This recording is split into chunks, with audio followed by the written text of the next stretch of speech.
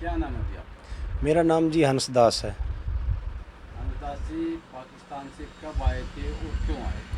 हम 23 मई 2005 को पाकिस्तान से यहाँ पर रोहतक में, ज़िला रोहतक में पहुँचे थे, हरियाणा में।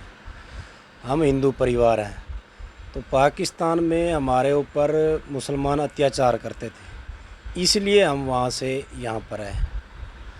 वहाँ पे हमारी ज़मीन भी थी, वो भी छोड़ के आए।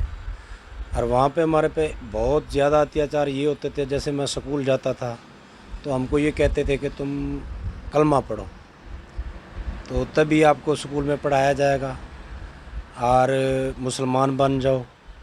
हमें काफिर बोला जाता था। जैसे हवा चल रही है ना, तो इस साइड से हवा चल रही है तो उधर अगर मैं बैठा हूँ तो वो कहते थे काफिर खड़ा होकर इस साइड आ जा, ताकि काफिर की हवा भी मुझे टच नहीं करनी चाहिए। तो इतना भेदभाव होता था। स्कूल में दूसरे बच्चे डेस्क पे बैठते थे, मेरे को नीचे बिठाया जाता था। और इसी तरह मेरे को जब मैं छोटा था तो मेरे को नमाज़ नहीं आती थी, तो मेरे को बोलते थे, कारी साहब ने कहा बेटा आप नमाज़ पढ़ो। मैंने कहा जी मेरे को नमाज़ नहीं आती, मैं हिंदू हूँ। बोला कोई हिंदू विंदू नहीं है। तो वो बहुत बड़े कांटों वाली डंडी थी, उस डंडी से मेरे को इतना पीटा कि मेरा शरीर सारा खूनो खून हो गया। और मेरे को वो पकड़ के अपने मस्जिद में ले गया और वहाँ मेरे को कहा अब नमाज़ पढ़। मेरे को नमाज़ नहीं आती थी, फिर भी जैसे वो ऊपर नीचे उतरे मैं उतरा, क्योंकि डर के मारे मेरे पास और कोई चारा नहीं था। इसी तरह मेरे बड़े भाई का नाम है लश्कर दास अब, लेकिन शुरू में जब वो बचपन में पैदा हुआ था उसका नाम था लक्ष्मण दास। वहाँ के जो मास्टर की भी ये थिंकिंग थी, उसने कहा भाई मैं हिंदू का नाम हाज़िरी लेते टाइम नहीं ले सकता, तो इसलिए मैं इसका नाम लक्ष्मण की जगह लश्कर कर रहा हूँ। तो वो एक हमारा नाम लेने से भी इतना कतराते हैं। तो ऐसे ऐसे बहुत अत्याचार हुए हैं। अब रोज़ की एक नई कहानी होती थी, रोज़ के किस्से होते थे। तो हमारे साथ जो यहाँ से कुछ मुसलमान गए हुए थे, जो अपने आप को वहाँ रोहतकी कहलाते हैं, वो रोहतक से गए हुए थे और ये हरियाणवी बोलते हैं, वो हमारे साथ पूरा सहयोग करते थे। इसलिए वो कहते थे कि हम जब वहाँ से मार काट हुई थी निकले थे, तो वहाँ पे हमारे साथ कुछ हिंदुओं ने सहयोग किया था, हमें ट्रेन पे चढ़ाया था। तो वो समय याद आता है। अब ऐसे करो, हमारे बच्चे भी जवान हो गए, अब वो नहीं मानते इन चीज़ों को, या तो आप मुसलमान हो जाओ या आप यहाँ से निकलो। तो हमें आखिरकार निकलना पड़ा। वो कहते कहाँ जा रहे हो, हम कहते थे मदीना जा रहे हैं। अब वो सोचते थे शायद मक्का मदीना जा रहे हैं।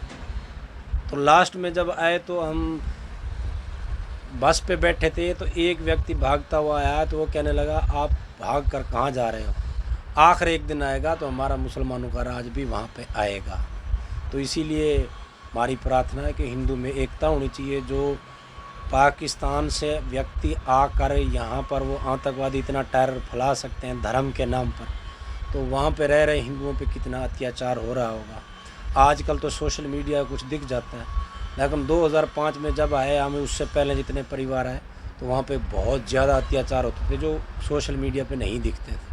क्योंकि हमारी बेटी बिल्कुल सेफ़ नहीं थी। हमारी बेटी को अगर 8 साल की वो उठा लेते हैं तो कहते हैं वो मुस्लिम होगी, हालांकि उसको धर्म का कोई पता नहीं होता, और उससे वो शादी कर लेते हैं। अगर उनका संविधान ये भी कहता है, अगर किसी लड़की ने ये हमारे पे ब्लेम लगा दिया भाई ये हिंदू मेरे को गलत नज़र से देख रहा है, तो उस पर ईश निंदा का कानून लगा देते हैं और उस पर वो फांसी हो जाती है। तो उनका संविधान भी ऐसा बनाया गया था। तो कितने परिवार आए थे लोग और अब यहाँ कितने हैं? हम लगभग 100 मेंबर आए थे, 10 परिवार थे। तो इसमें 5-6 परिवार रतिया फतेहाबाद में चले गए हैं, और 3-4 परिवार अपना कान्होर रोहतक में हैं, और एक परिवार हमारा है। इसमें हमारे को जो सीए कानून लागू हुआ था, कुछ व्यक्ति तो सिटीज़नशिप रूल 2009 के तहत भारतीय नागरिकता मिली थी 2019 में, 19 में सीए लागू हो गया। तो अब सीए लागू होने के बाद बाकी जो बच्चे व्यक्ति मदीना में रह रहे हैं उनको भारतीय नागरिकता मिल चुकी है।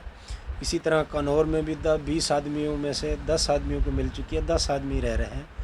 इसी तरह फतेहाबाद में भी 33 आदमी रह रहे हैं, उनमें से 6 आदमियों को नागरिकता मिल चुकी है, 27 का भी आवेदन पेंडिंग है। और इसी तरह सरसा में लगभग, ऐलनाबाद में 450 आदमी रह रहे हैं उनको भी भारतीय नागरिकता का 150 आदमी के करीब मिल चुकी है और बाकी आवेदन अभी लंबित है। क्या क्या है आपके यहाँ की नागरिकता में? आधार कार्ड, राशन कार्ड? अब हमारे पास सारे डॉक्यूमेंट बन चुके हैं। भारतीय नागरिकता मिलने के बाद हमारे पास कार्ड भी है, आधार कार्ड भी है, हमारे पास ड्राइविंग लाइसेंस, सब इनके A to Z सारे डॉक्यूमेंट बन वोटर चुके कार्ड भी है? हैं। हाँ, वोटर कार्ड भी है। तो जो ये घटना हुई है कश्मीर में, इसको लेकर क्या कहोगे? ये बहुत दुखद घटना है। ये ऐसे टेररिस्ट को सबक जब तक नहीं सिखाया जाए, क्योंकि इस वाक़या से मैं आपको एक और बात बताना चाहता हूँ। जब हम स्कूल में पढ़ते तो हमारे से वहाँ पे स्कूल के बच्चों से भी कश्मीर फ़ंड लिया जाता था। जैसे 20 रुपये फ़ीस होती थी तो 5 रुपये हमें एक्स्ट्रा कश्मीर फ़ंड दिया जाता था। इसी तरह वहाँ से जो डॉक्टर वगैरह थे उनसे कश्मीर फ़ंड लेके वहाँ पे टेररिस्ट फैलाया जाता है। तो हमने जब 2007 में हमारे पासपोर्ट पाकिस्तानी ख़त्म हो चुके थे, हमने यही शर्त रखी थी SP साहब के आगे, हम पाकिस्तानी पासपोर्ट नहीं बनवाएंगे क्योंकि हमारे पैसे से वहाँ से टेररिस्ट तैयार होता है और वो हमारे देश के ख़िलाफ़ इस्तेमाल होता है। तो इसीलिए हम तो सरकार से यही प्रार्थना करते हैं कि इन टेररिस्टों को कड़ी से कड़ी सज़ा मिलनी चाहिए। अच्छा, वीज़ा वगैरह से आए थे या वैसे आए थे? हमारा 45 दिन का वीज़ा था, उसके बाद लॉन्ग टर्म का वीज़ा बढ़ता रहा हमारा, LTV बोलते हैं उसे, लॉन्ग टर्म वीज़ा। तो 12 साल के बाद रूल था उस टाइम, सिटीज़नशिप रूल 2009 के तहत 12 साल के बाद भारतीय नागरिकता के लिए आवेदन कर सकते थे। हमने भारतीय नागरिकता के लिए आवेदन किया था, उस आवेदन में हमें भारतीय नागरिकता मिल चुकी थी राष्ट्रपति। अब यहाँ क्या करते हैं? अब हम जी यहाँ पे ये दिहाड़ी मजदूरी और ये टायर पंचर का काम है, कोई भाई अपना दिहाड़ी मजदूरी करके अपना काम कर रहा है। यहाँ किस तरह का माहौल देखते हो आप, और सरकार के तरफ से कोई मैसेज आया हो आपके पास? यहाँ पाकिस्तान से जब आए तो यहाँ पे हमें स्वर्ग लगता है, माहौल बहुत बढ़िया है, लेकिन हमारे पास अभी तक सरकार का कोई मैसेज नहीं आया, किसी भी अधिकारी की तरफ से कोई मैसेज नहीं आया।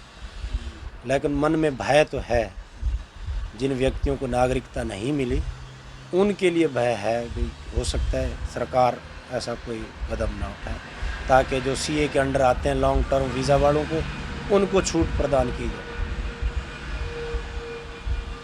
जी, हमारे जो रिश्तेदारी है यहाँ पे, मेरे जब मार काट हुई थी 1947 में, तो मेरे दादा और 4 भाई थे, तो 2 ट्रेन पे चढ़ गए थे, 2 वहाँ पाकिस्तान में रह गए थे।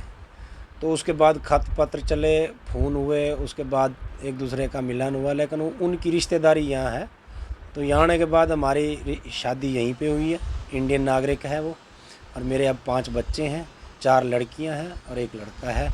इसी तरह मेरे भाई की भी शादी हुई है, सिस्टर की भी शादी हो चुकी है, और जो हमारी फैमिली है उनकी भी यहीं पे, सबकी यहीं इंडियन नागरिक से शादी हुई है।